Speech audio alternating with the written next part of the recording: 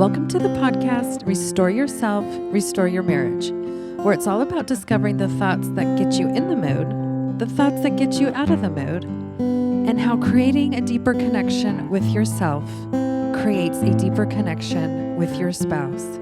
I'm your coach, Shelly Anderson, coaching you through life, love, and intimacy. This is episode number 126, Creating Comfort in Sex Talk.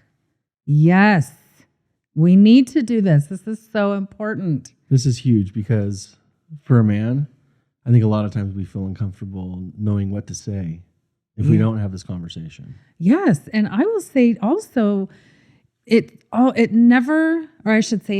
surprises me when I start working with a couple who've been married for a significant amount of time, but really struggle in this area, right? It's like being able to talk and have these conversations about intimacy is one of the biggest challenges they face. And I think it's a challenge always because there's new things, there's new evolution in your language, and that should be something that you create all the time too. And I think sometimes we don't feel comfortable with that. We just stick to the words we've used for years. Yeah. And I think also where we are when we're, single and dating is one place. Where we are, the third year in our marriage, that's another place. And where we are, 25 years and plus in our marriage is also another place. So I love what you said about this concept of like evolution. Things are constantly changing, and it's okay that maybe a word that we thought was okay before, maybe now it's not, or maybe we just need to make a few adjustments. So before we get started, please, if you're watching this on YouTube, subscribe, like, and share. Please, it helps the word get out there. And if you're listening to this on Spotify or Apple Music, we hope that you share this with your friends and family. We really believe that this can help anybody. Even if you have a great marriage and you don't feel like you have a marriage that needs work, well, every marriage can get better.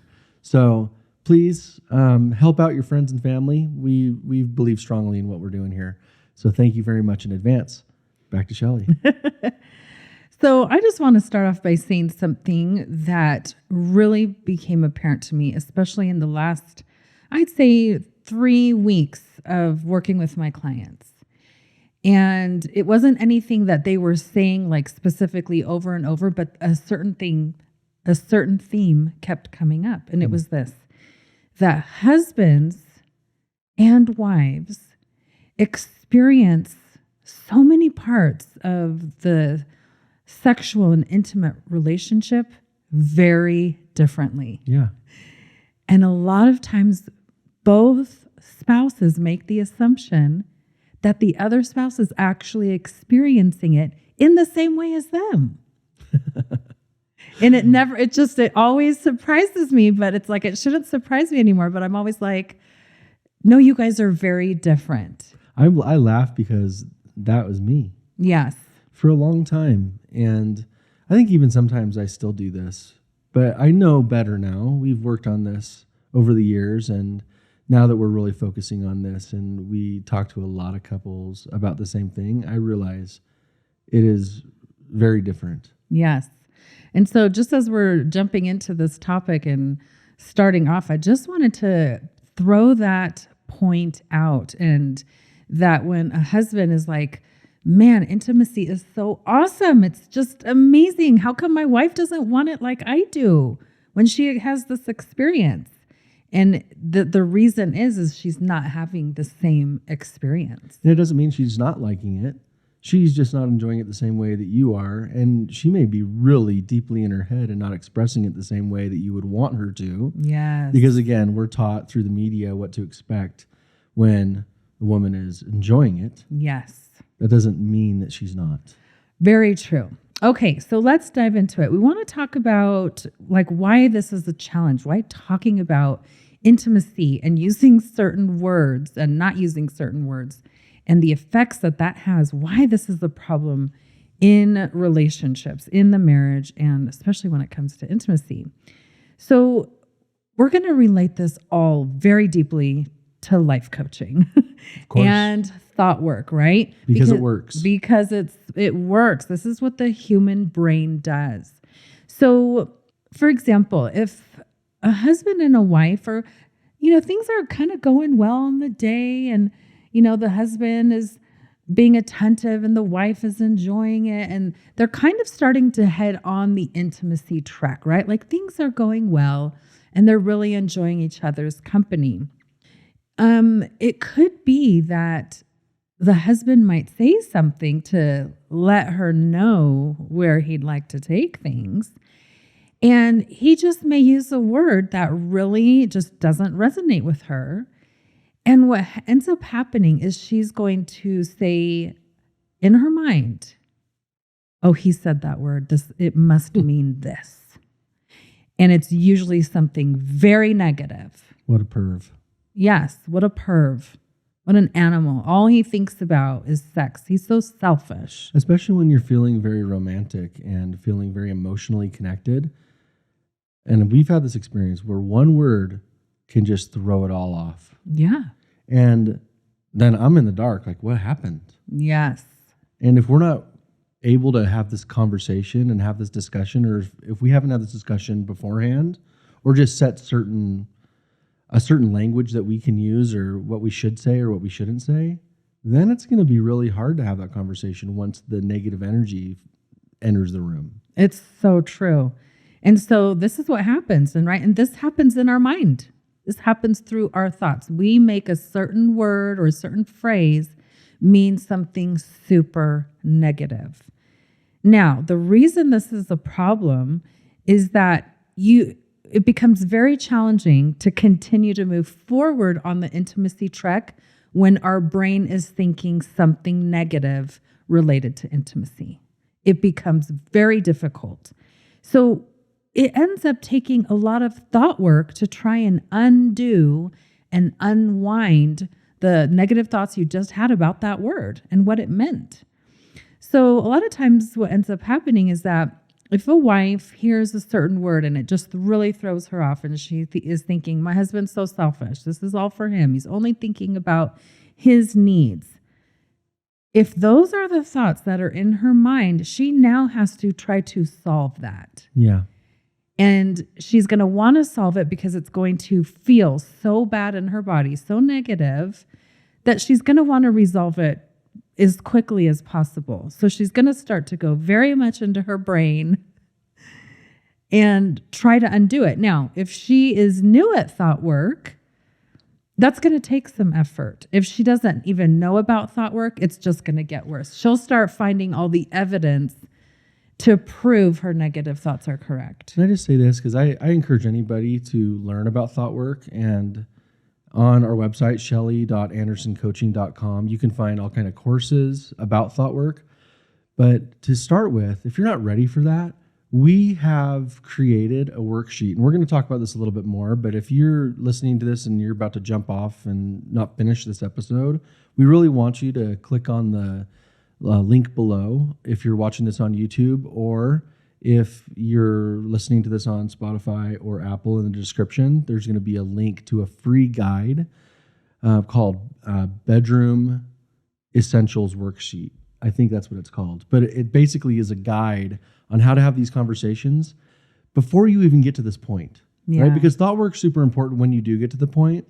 But what we also are trying to do is help people to mitigate the problem before it even starts. And you can't do that with everything, and that's why thought work is so important. But this is one of those things that you really can have a conversation about and set guidelines and set kind of the goalposts or the boundaries of what is okay to say and what's not okay to say. Yes. So check out the PDF that's attached in the link below. Yeah, and language boundaries, we may view that initially as like somewhat limiting, but it actually creates better relationships. This is the beauty of boundaries that people don't always understand. Yeah. They actually make relationships better. So this is part of the reason we want to provide this worksheet for you guys, is so that you can start to discuss these awesome boundaries and build that better relationship with one another. The boundaries for me, and I'll speak personally, it is so much better to know what the boundaries are, because then I don't have to wonder. Yes. Then I don't have to wonder, oh, does she like this? And I might say, oh, are you okay with me saying that? And you might even say yes, but it might be at a time when you don't really want to answer me honestly, because you don't want to hurt my feelings with something I've been saying for the last 20 years. Yeah. Right? So having this conversation, look, while you have the conversation, you might realize that you've been saying something for 20 years that your wife or your husband has not liked. Yeah. And that's okay. Hey, it's great. Now you know. So now set the terms, set the words, create the language that is okay for you to use, and ask the questions that are in there. There's the second page is kind of multiple choice, or you can add in your own words. It's basically the names of his parts, her chest, your butts, your sexual acts. Name those things that you're both okay with.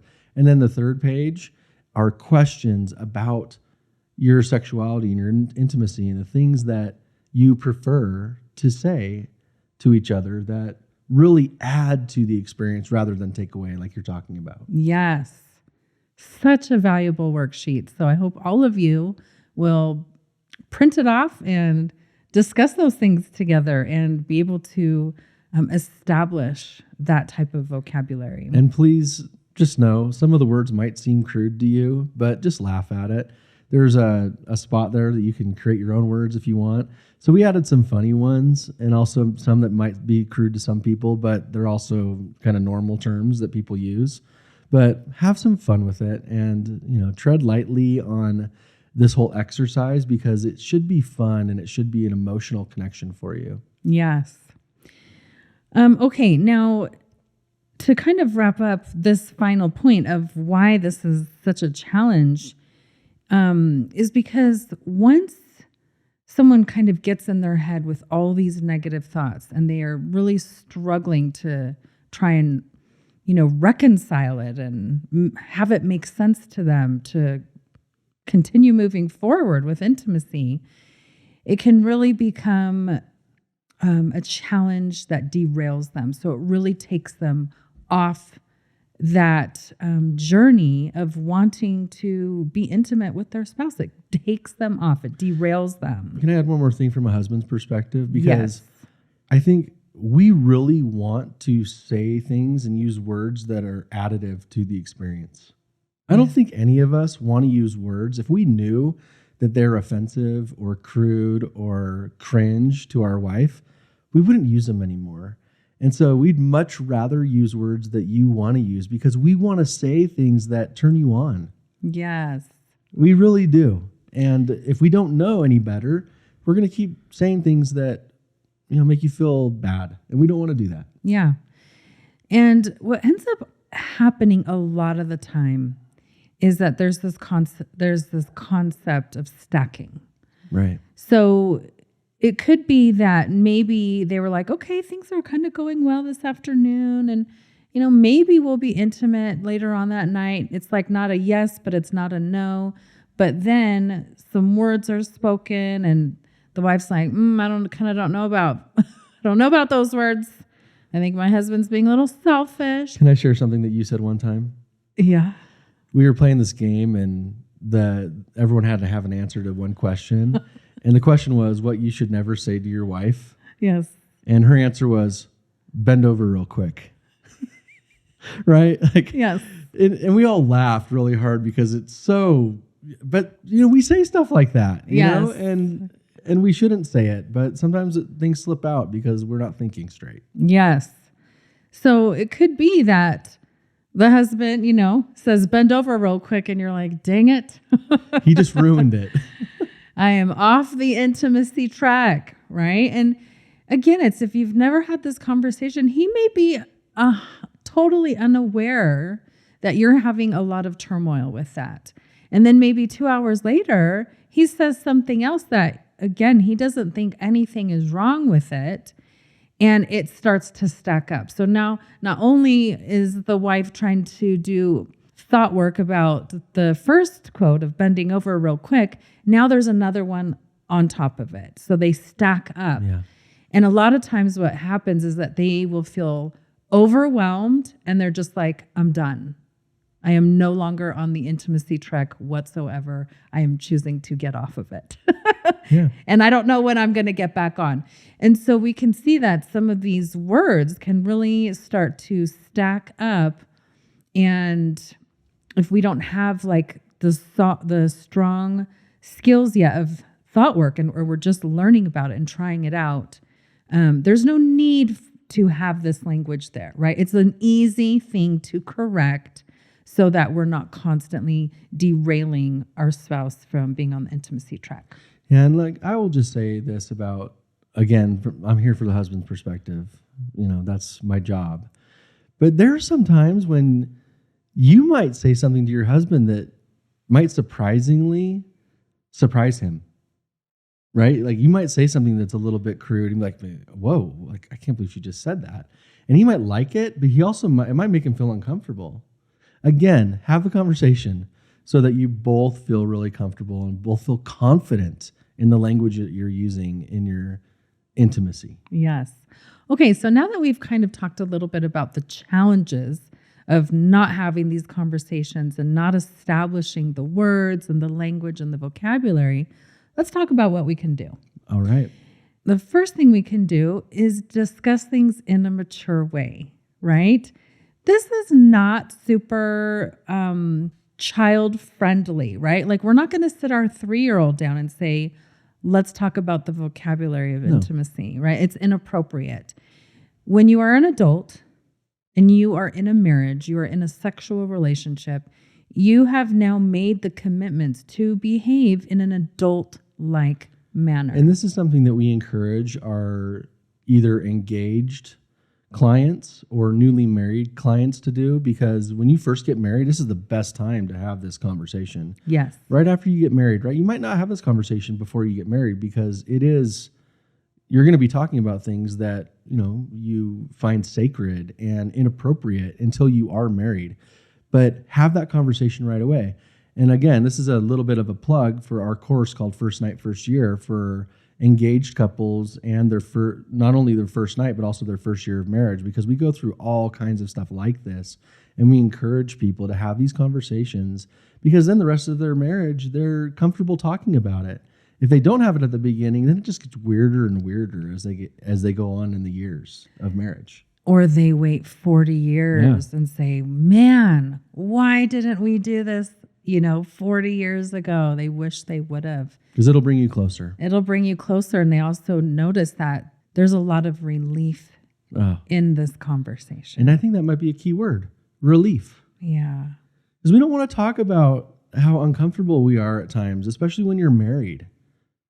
We just assume that, we're talking about it because we're doing it. Yeah.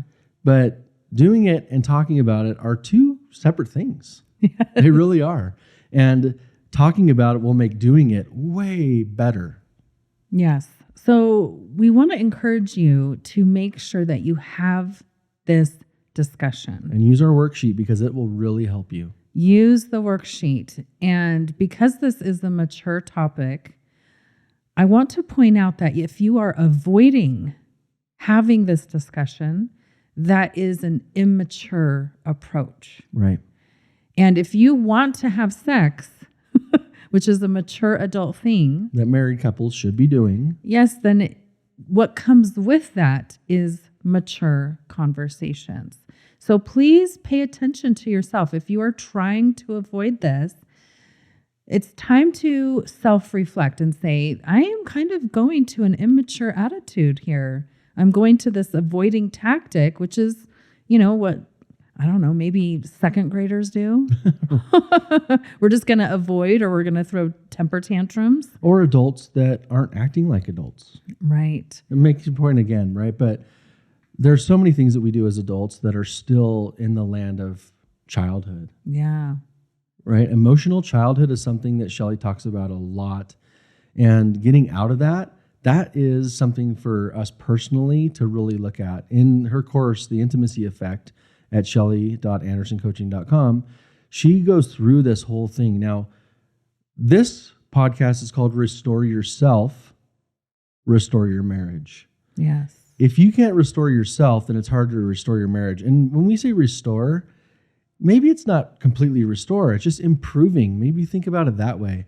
But the intimacy effect, intimacy beyond sex, is such an incredible course. And it's something that is there for you that will help you as a person become more of an adult.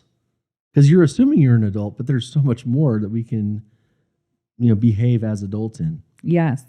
And I think it's really important to think of marriage and intimacy as a mature thing. Of course. So if we are falling into tactics that are belittling or counterproductive, it's probably because we're trying to approach this topic with immature tactics, immature skills. And so this really gives us an opportunity to self-reflect and say, am I approaching this in a mature way? And if not, it's time to level up. Now, let's just be real. A lot of times we think we're mature and we think our behavior is mature and adult, but in all reality, it's not, because we were never taught what that behavior should be. Yeah, The world teaches us not to grow up. that's very true. The world teaches us to be immature in our thinking and the way that we treat other people. And so we're fighting a battle. All of us are. Yes. Shelly, Nick, you, we're all constantly fighting a battle because we're constantly bombarded with media and information that is not helpful. So true. That's why we're doing this. Okay, the second thing we can do is really get to that worksheet and decide ahead of time which terms you're going to use. Right. And it doesn't have to be just one term, right? It could be more than one. It could be that the wife feels very comfortable and really wants to use one term for herself, like the own words that come out of her mouth. And it could be that the husband is either jumps on board and says, okay, I can use that. That's great. Or maybe you guys decide on, okay, there's 2 or there's 3 words that we're comfortable with. And also, we can leave that door open and say, hey, we can add to this list. If we find words that we like and we're like, hey, this might work, we could add this to the list. That could be like a running thing to always be on the lookout for, on the hunt for. Yeah. I remember doing a workshop about 3 years ago when we were talking about this vocabulary, and I was asking the participants in the workshop, like, are there just random words that you like in general? Like, they don't even have to be related to intimacy. And I remember 2 words that stood out from that workshop. One was charcuterie, and the other one was deciduous. And we were just laughing. We're like, what if we used these words and used them in an intimate way? Like, ooh, I'm feeling a little deciduous right now. Yeah. And how fun that is, because it's almost like it's also a word that doesn't have so much weight, but it's a word that maybe feels good in our mouth and on our tongue. And we like the way that we feel when we say it. And so those are positive things to think about when we are considering, different words and different vocabulary. Another idea is you can turn to other languages. Yeah. This is a fun thing to do. Maybe in your family, you have some ancestry that comes from another country. And this is such a great opportunity to maybe pull out an app or look up, okay, what are some different words, in another language that I might want to use for intimate discussions. I think this is super fun. Maybe the name of, the man's private parts could be El Diablo. So kind of a double meaning, I guess. Depending on the day, right? Right. And so... Or how about Mr. Anderson? Mr. Anderson. Anyway, well, we just told you too much. TMI. But it's a good way to get our brains thinking about our vocabulary in a new and creative way, in a way that we like, that feels good, that we're actually a part of, instead of just saying, well, the media just uses all these words and I don't really like them, but now I have to just tolerate them. Yeah. No, we get to be active, creative participants in this experience. Create your own language. Yes. How sexy is that? That's very sexy. It really is. It's amazing because now you have your own words that no one else uses. You don't have to do that, but what a cool thing to do. And that's yours. You own that. You own that. That's unique. That leads to number 3. Seek words that appeal to the funny and playful side of yourself, right? So I am a person who really likes comedy. And one of my favorite shows is Impractical Jokers. And there's a skit that they do where Joe ends up saying, "How's that booty?" And I just love it. And to me, that quote, that saying brings just joy and laughter and happiness. And so when Nick says it, if he's starting to be a little bit in the mood and he says it, I love it. Like that is one that is like, yes, we are both on track, because he knows that that is the one that really appeals to me. To just give another few examples, this is not like a married couple example, but we have a son who often says things incorrectly. And his mistakes in wording ends up just being one of our favorite things of all time. So we teach our kids about the birds and the bees very young, and we do it with very scientific terms and medical terms. And so by the time they're 5, they know body parts, they know what they're called, where they're located. They know those things. And so I remember one time going to the mall and I was feeling slightly sexy, and I decided to go into Victoria's Secrets with a son of mine, thinking it was just all above his head, even though he had had the talk, because I was like, well, I'm just going to look for some lingerie. And I think he was 6. And so I held his hand and just started walking through the store, not realizing his height in comparison to the mannequins. And so as he was looking around, the mannequin's body parts were right at his eye level. And all of a sudden he just yells out, "Look at all the vaginas in here." And this has just become such an awesome memory for us. And we'll just bring it up every now and then.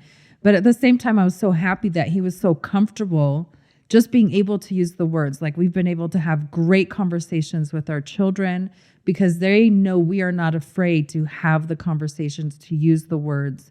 And so this allows for a lot of positive education with our children. And just on another note, another funny thing, he said one time he was trying to number and count his pubic hair when he started going through puberty, and he said he had 367 cubic hairs. And I said, "You mean pubic?" And he said, "No, cubic." So in his mind, it was cubic hairs. And then finally, this was the latest one about 2 weeks ago. We were talking again about going through puberty and different stages of it. And he called pubic hair his pubies. And so we got a big kick out of that. And I mean, from now on, it's going to be pubies. The pubies. And so being able to add this element of humor and playfulness can really allow these types of conversations to continue. And then going right along with that, also being able to find words that you really enjoy, that bring out that sexy side of yourself. Words that when you say them, they make you and feel sexy and they ignite that sexiness within you. Or words that are like code between you. The two. Code is great because then you can talk about it in front, and it feels a little naughty to talk about it in front of other people, but yes, if your code's really good, then they don't know. Yes. But they'll see how connected you are, and that's fun to be connected in front of other people. It's fabulous. Okay. The final thing is practice. Yeah. Practice using this vocabulary. Try it out. I really like to think of this concept as similar to trying on clothes, right? We can try on 10 different shirts, and one of them is going to feel better than the others, or maybe 2 of them will. And so trying on words and vocabulary, we can go through the same process. We can try things out and be like, oh, this one is a disaster. It will never work. And then we can try other words and see how they feel when we say them and go through that process. But also to just get in the habit of practicing, because then the more you are able to use these words and maybe use these codes and all these things, it just makes the conversations easier. Yeah. And so when you do have a struggle with something in your relationship or with intimacy, if you've already established, hey, we're going to use these words, now jumping into that conversation is not compounded. It's like, okay, we've already gotten the words kind of out of the way and these phrases. Now let's just talk about maybe something else that is a challenge for us within that realm. So we're not compounding things, but we're kind of just starting to say, we've already taken care of that. Now the rest of the conversation can go a little more smoothly. I love it. This has been huge for us to practice and to have language that we like. And for me as a husband, I've really felt a lot more free knowing what I can and can't say. Yeah. And things change and we learn new phrases and there's more humor and it's always evolving, which makes it fun. Yes. Awesome. So we hope that throughout this next week, you will look for opportunities, right? Even just in situations that don't even make sense, that have nothing to do with couples or intimacy or marriage, but look for words that could be really fun to apply to intimacy. And read the worksheet. Go through the worksheet. You might not sit down together and actually go through it. I recommend you do, but it'll give you ideas on how to have this conversation. Yes. So be aware of these concepts this next week and see what words you can come up with by the end of the week.